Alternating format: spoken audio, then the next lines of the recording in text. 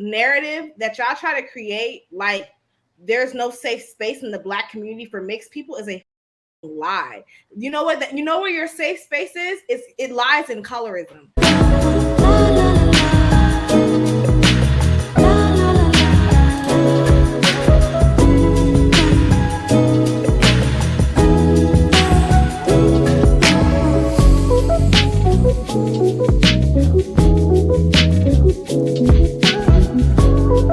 Did you want to talk about Wintrr Blanco crying or the man in Atlanta?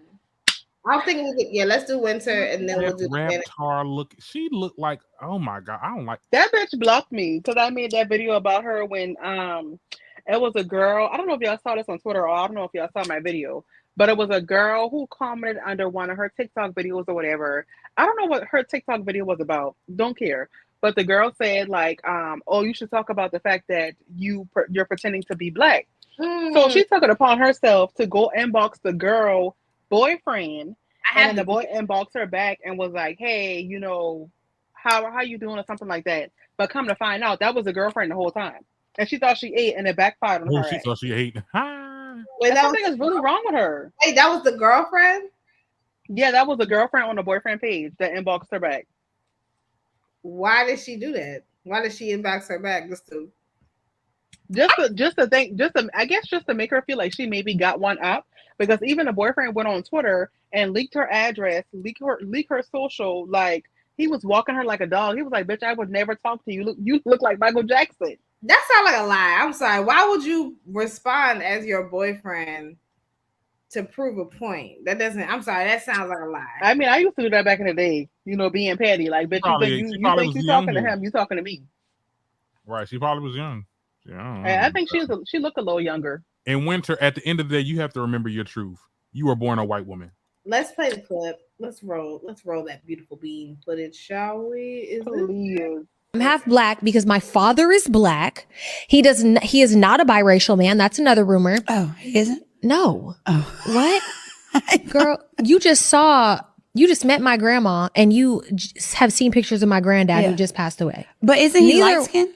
Who, my dad? Yeah. Yeah, my dad's light skinned. Oh, but both of his parents are? Yes, both of my dad's parents are Black. I've been spreading false information. Oh, God. I'm half Black. Wow. Now, mind you, it has to be a mental illness. Now, I'm about to go on her page because at this point, you should be posting receipts. She don't got none, child. She went on national TV and said that she is a white woman. She just was raised in the hood around Black people, so she feels validated in her wannabe Blackness. Her stepdad is Black. Exactly. She had a girl group called the White Girl Mob. Not the tanning. The tanning, child. With the Hennessy. Oh my God, this is so 2016. Like, these is back in the day. You know when the people used to put their middle finger up with their eyes kind of slant. This was definitely very like bitch. It has to be a mental illness. The fact that she got on that podcast and was like visibly upset and crying because her best friend went and called her something that she is not. Then cue the fucking white woman tears. You Rachel Dolezal having ass. The Black community knows firsthand. Yeah, that's what's weird to me. Firsthand how it feels to be attacked for your race, for the color of your skin, if you look too Black, if you don't look Black enough. So why is it that it's sad to say, and I hate to say it, but this is the only community that attacks me for this. This is the only people that makes a joke out of it, who drags me for it, who picks at me for it. And I'm like, I don't understand it, because it's like, you know firsthand what that feels like. Like, why are you? And then it frustrates me too, because it's like, Black comes in every shade, don't it? I thought it came in every shade. Well, bitch, we putting you through the ringer like we get put through the ringer. Okay. Hold on. Wait. Is this you? Like, is this you? And then she lied and was like, oh, BGC put up a edited clip. Girl, it was no edits. You said that in the literally what's it called? The audition tape. You said it. My thing is this, like, you know, the story keeps changing. Oh wait, yes, this is White Girl Mob, and then which one is she? Oh, that's not her. That's just the mob. That's who she was mobbing, and this is her right here. Oh hell no! Looking like a true white girl. That is Katrina. That is Katrina. I'm sorry, she let her pussy stink. Brenda, like she was dirty, and so does V Nasty. Listen, pick a struggle. Which one is it? Are you a mixed girl? Are you biracial and you can't, get in with the black girls? You can't. You said so does Be Nasty. Yeah, Be Nasty let her coochie stink. Come on now. Be Nasty. Who that? That's the name. That was a white girl that says the N-word. That's nothing. You was running around with a racist white woman that was saying the N-word. You was a part of a white girl mob. Like, which one is it? Like, that mob did not accept mixed people. They did not accept people of color. Like, who wants to be black when it benefits her? And that's what it comes down to. And that's what it comes down to. And that's exactly why I'm happy that her friend, quote unquote, shaded the fuck out of her. Wintr's last time responding to anything y'all have to say negative about her motherfucking race. Because she's our black queen. Anyways, yeah. So what's been going on this week? That's how you want to end it? Anyways. Yeah, it is. Nothing. Nothing's been going on with you? Nothing going on in your life? No. For the last week? Nothing at all? No, nothing. You have nothing going on? Because I don't like the way that ended. I'm tired of talking about it, honestly. Yeah. And I feel like every time I'm talking about it, you're just like, yeah, well, I don't know nothing about that. So I can't really have a conversation with myself. But I feel like I said what I said. Yeah. And I. Because she don't know nothing about it. She is a black woman, an authentic, born black woman. She don't have to argue with nobody about her race. Nobody has to come up to her and, are you white? What are you? Are you mixed? My thing. That's my thing. It's like black people as black. Let me ask y'all. Y'all are all black with two black parents, right? Has anybody ever asked you what you were or mistaken you for something other than black? No. Okay. So that is the typical experience of the black. That's the stereotypical black experience. Most black people are assumed to be black. When they see us, like they don't, oh, what are you? What's your mix? We get assumed that we're black, and then we get treated like we're black, and that's where the racism comes into place. You have the privilege of being picking a race at whenever you fucking feel like it. So one day, back in 2016, you was a white girl, you was feeling white, you was walking around with your dusty ass hair, you wasn't washing yourself, that's what it appeared to be. And you woke up, you was feeling like a white girl, and then when I guess 2020 came around, and then you put the shit down, and now you're a nigga. Girl, fuck you. Between her and Logic, I do not know who irritates me more. Oh my god! Oh, not Logic, child. And for her to be like, I'm sorry, I don't mind, and I talked about this on my TikTok, I don't mind having a conversation about, mixed people's experience, navigating spaces as a mixed person. I don't have a problem with that conversation, but let's be fucking for real. This narrative that y'all try to create, like there's no safe space in the black community for mixed people, is a fucking lie. You know what? You know where your safe space is? It lies in colorism. There is your safe space right there. Colorism is created for you to navigate within this world comfortably and to navigate at the top of the cream and to feel as though you are the cream of the crop because this color of your skin is literally the color of cream, bitch. Get the fuck out of here. Like, yeah. I'm look at Tracy Ellis Ross. We love Tracy Ellis Ross. Love her. Tracy Ellis Ross, Zendaya, Alicia Keys. Like, we can sit here for. Hold on, Yara Rashidi. I don't know about Alicia Keys now. I don't like her either, but I'm saying, like, we could literally sit here and talk about all this. Like, I don't like Alicia. She's a home-wrecking whore. But listen, and so is her husband. Can't trust her. Can't trust that hoe. Fuck her. Man, it takes two to tango. That man ain't well. that's fine, but she's still not a girl's girl, and so I don't fuck with her because she was acting like she was her friend and she wasn't. It's one thing. It's one thing to fuck on a married man. But it's nothing to fuck on your man, on your friend's man. Right. Like that girl, y'all know that girl who took Tiana Taylor man, and she was supposed to be her best friend. Same. I don't care how fine that bitch is. I will never like her after that. Never. I have mixed feelings about that. Medusa, don't sit there. Don't do that. Go ahead. No, I want to hear it. Go ahead. I don't know.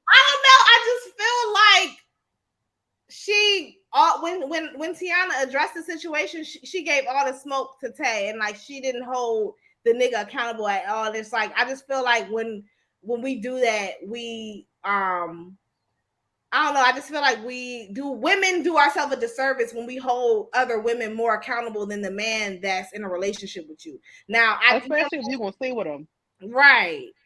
So that's my thing. However, she's still not shit. She's still not a girl's girl. Okay, but he has done it several times, posting random people in public on his Instagram. The final straw for me is how he went on OG from basketball. I was talking about that name. I'm sorry.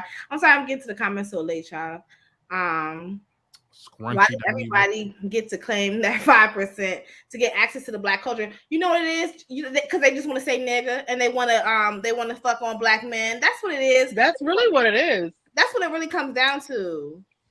Because everybody want to be black when it benefits them. Like y'all want to be black until shit get hard, until you have to deal with fucking racism, until you have to deal with the fact that we're not always going to be accepted in every fucking space, and that's okay. I like being in a black space.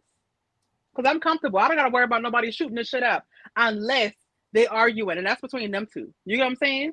I don't have to worry about somebody coming in my space that don't look like me and airing this bitch out.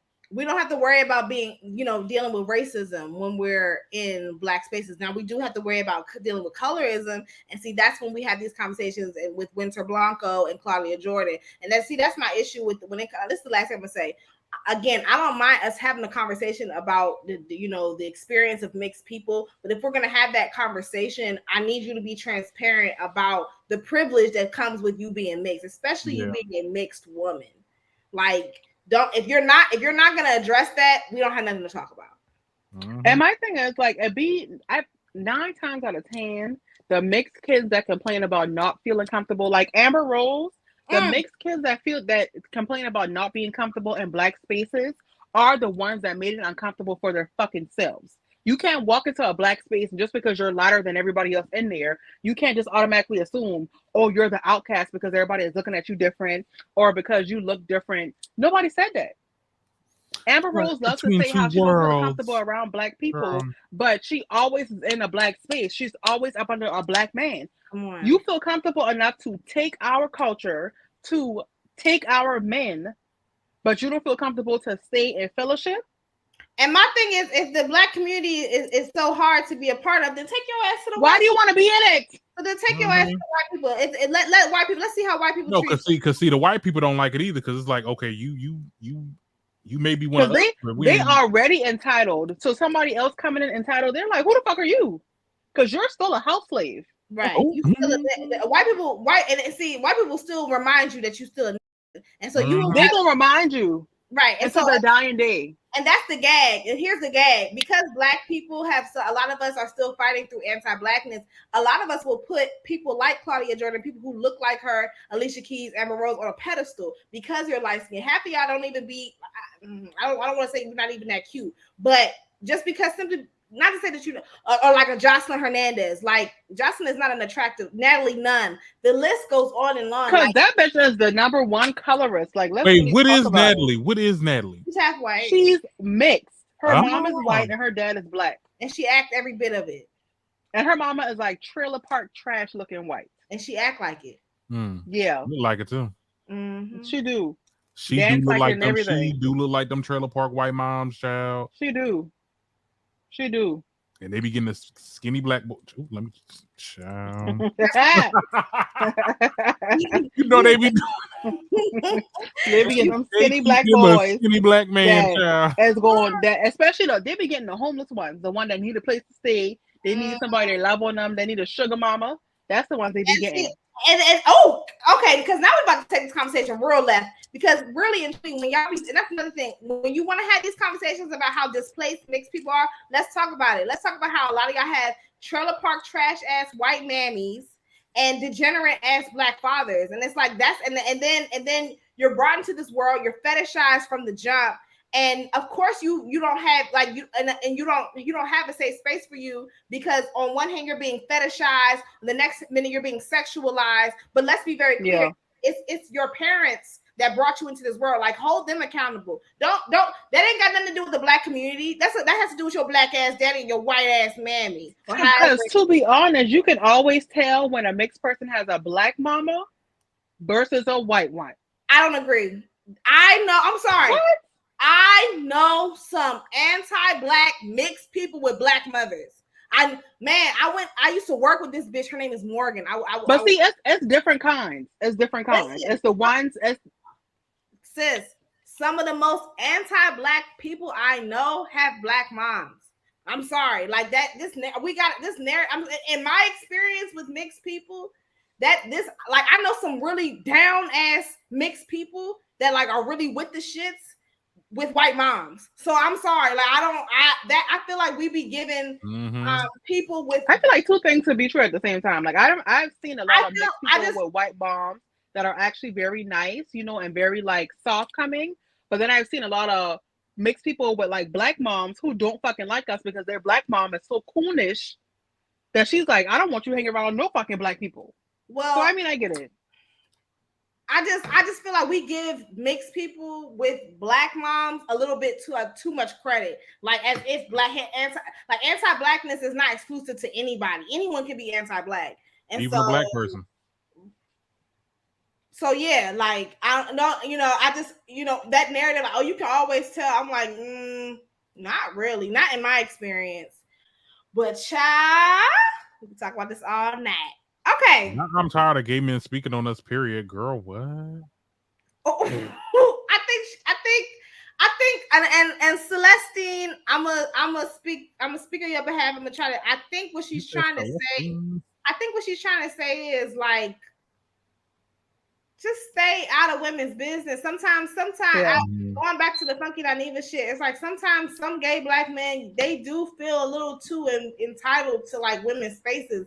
Like, if a man called me a bitch, I will usually cuss him out. Like, I know if like now, Darren, if you call me a bitch, you my nigga. Like you're where I consider you to be one of my friends, one of the girls. So you can call you're not a girl, but like I consider you to be like. You know what I'm saying? Like, it wouldn't be like that. But some gay men be calling you a bitch, and it's like, I feel like you calling me a bitch for real. Like, it's not, I don't feel the love. And gay men are prone to being misogynistic as well. I mean, that's a real situation. I mean, that's what we saw with the whole Funky Dineva situation. But I do know, because see, I get comments like that too about, oh, well, you don't come for no man like that. I'm like, honey, scroll down. I never got that back from you. Because, honey, I talk about any and everybody. You wouldn't be on this platform if you were just attacking black women. Let's be for real. Dineva at least 43, because I've been following him since 09. He just turned 40, y'all. Stop. Ain't no way he just 40. He just turned 40. I've been following since 2009. Yeah, that man was freaking 20 by then. No. Okay, he was in his, I don't know, whatever. Okay. He probably lying. A random man in Atlanta, honey. Oh, I shouldn't have picked this picture. I'm sorry.